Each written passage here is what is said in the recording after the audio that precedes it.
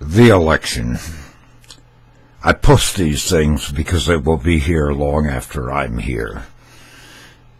You know, in sailing, I've said this many times, in sailing there are 3 rules.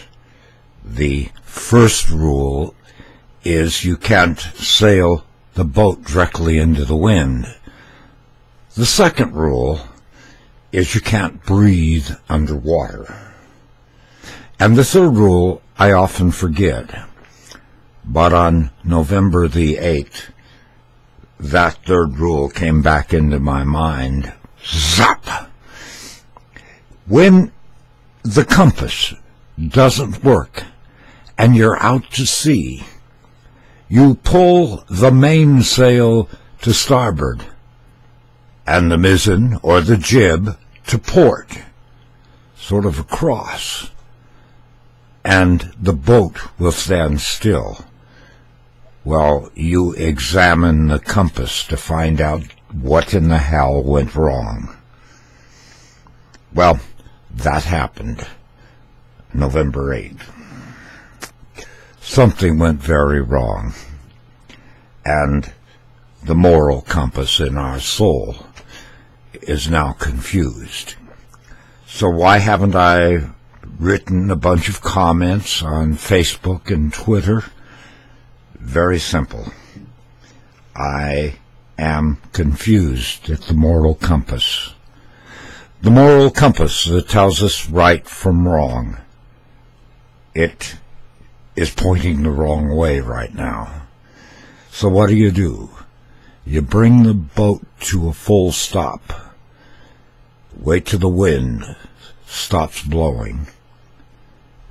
Look around for icebergs and things that are of great peril to you at the present moment, and try to regroup in your mind just what we are to do. I've thought a lot about what I'm to do now. I know that a good percentage of our country have the morals of one of those platypus or the honey badger. I said honey badger and Emma came in. Anyway, I'm confused and not sure what to do, so I'm just staying in place in the sea of life.